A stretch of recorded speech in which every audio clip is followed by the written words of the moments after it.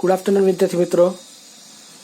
ધોરણ 12 science chapter number 10 તરંગ પ્રકાશશાસ્ત્રમાં આજે આપણે ભણીશું વિવર્તન એટલે શું, એની સચોટ વ્યાખ્યા, જનરલ વ્યાખ્યા અને કઈ કઈ બાબત પર આધાર રાખે છે તે તો આપણે જોઈએ. તો સૌથી પહેલા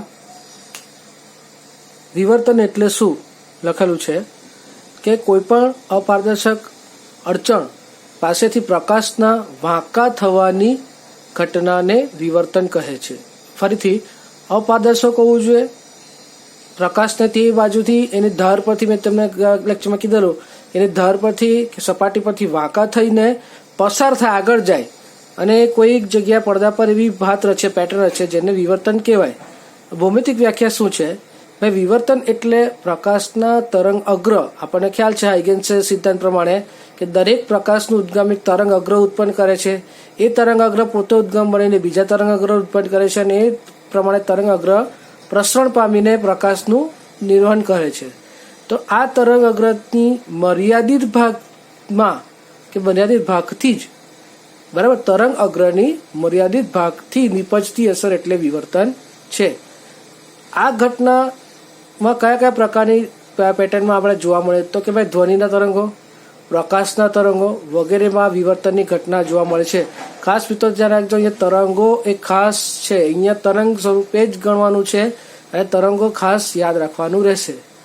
બીજું, આ ઘટના પ્રકાશના તરંગની તરંગ લંબાઈ લેમ્બડા અને સ્લિટની પહોળાઈ એ પર આધાર રાખે છે. તમને સવાલ થશે કે સ્લિટ ક્યારે આવ્યું? આપણે જેમ લાસ્ટ લેક્ચર ભણાવેલું કે યંગના પ્રયોગમાં એણે બે પ્રકાશ ઉદ્ગમની જગ્યાએ એક સ્લિટનો ઉપયોગ કરેલો, બરાબર, અને એમાંથી પ્રકાશને પસાર થવા દીધેલું અને વ્યતિકરણની ઘટના જોયેલી.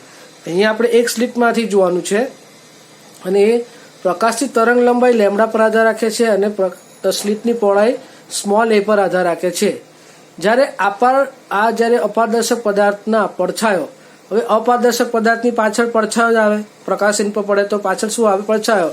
પણ જ્યાં પડછાયો છે ત્યાં નજીકના વિસ્તારમાં પ્રકાશિત ને અપ્રકાશિત વિસ્તાર જોવા મળ્યા હતા, એટલે મળે છે. તો એવી ઘટના વિવર્તન કહેવામાં આવી છે. મેં તમે કીધું કે પડછાયો છે, પ્રકાશ પડે છે, કોઈ વસ્તુ રસ્તામાં છે, એનો પડછાયો પડે તો તેની આસપાસના વિસ્તારમાં પ્રકાશિત અપ્રકાશિત શલાકાઓ જોવા મળે.